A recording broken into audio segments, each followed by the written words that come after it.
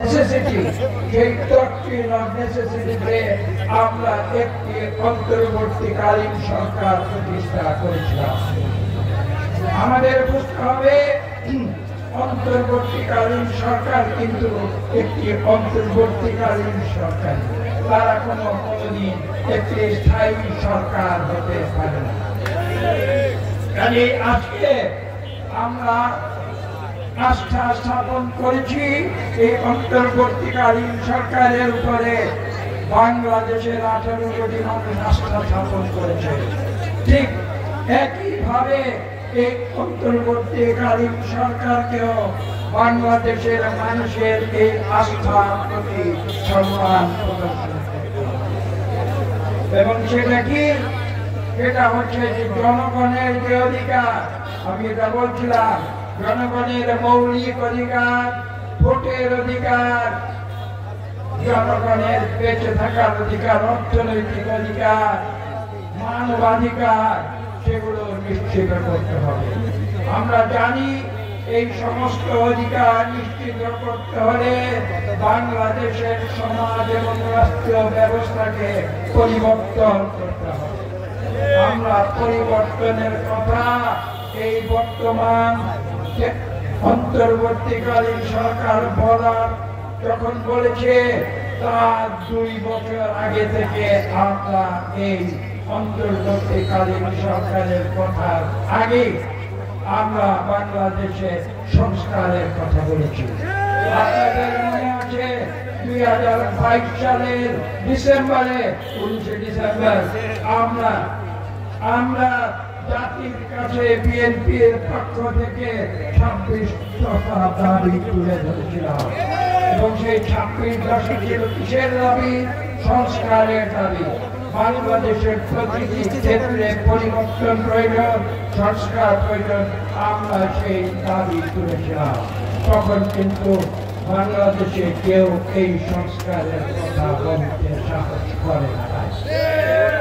তার পরবর্তীতে আপনারা জানেন 2023 সালের জুলাই মাসে, অর্থাৎ 5 আগস্টের যে বিপ্লব, তার আরো 1 বছরের বেশি সময় আগে বিএনপি তথা বিএনপির সমমানা আরো 45টি গণতান্ত্রিক দল নিয়ে আমরা সবাই মিলে ঐক্যবদ্ধভাবে আমরা 31 দফা সংস্কার দাবি এই জাতির সামনে তুলে ধরেছিলাম।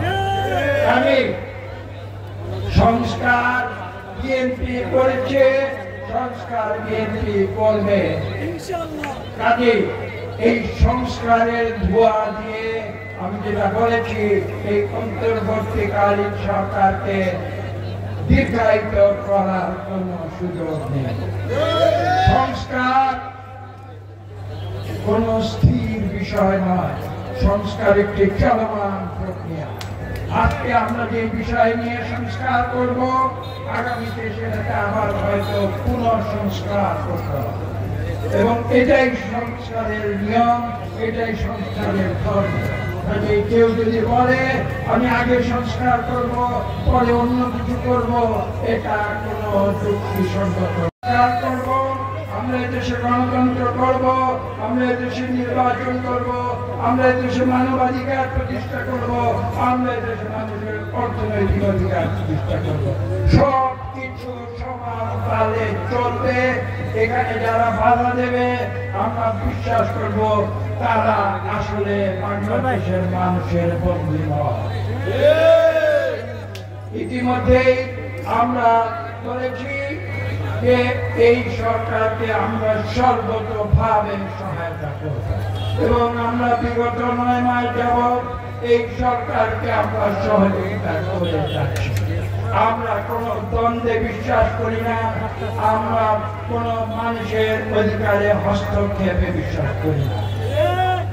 আমরা চাই বাংলাদেশের মানুষের অধিকার অতীতে একবার 70-এর দশকের স্বাধীনতার পরে যেভাবে হরণ করে 5 সাল 1 সৃষ্টি করা হয়েছিল এবং পরবর্তীতে 2007 সালের পরে যেভাবে 2009 সাল থেকে দ্বিতীয়বার 5 সাল 2 সৃষ্টি করা হয়েছিল, সেই 5 সালের শৃঙ্খল থেকে বাংলাদেশ বাংলাদেশের 18 কোটি মানুষকে মুক্তি দিতে হবে। যারা এখন সংস্কারের কথা বলে মিথ্যা অজুহাত দিয়ে এই সরকারকে দীর্ঘায়িত করতে চায়, তারা কখনো গণতন্ত্রের বন্ধু হতে পারে না। আমরা স্পষ্ট ভাষায় বলে দিয়েছি যে আমরা এই সরকারকে সহযোগিতা করব। এই সরকারের উপরে মানুষ যে আস্থা রেখেছে, এই সরকার মানুষের সেই আস্থার প্রতি সম্মান প্রদর্শন করে একটি সুস্থ নিরপেক্ষ নির্বাচনের মাধ্যমে তারা এই দেশের পরিচালনার দায়িত্ব, জনগণের দায়িত্ব জনগণের হাতে পুনরায় ফিরিয়ে দিবে। আজকে ঐতিহাসিক মহান মে দিবসে আমি সেই প্রত্যাশা ব্যক্ত করছি। সকলকে ধন্যবাদ।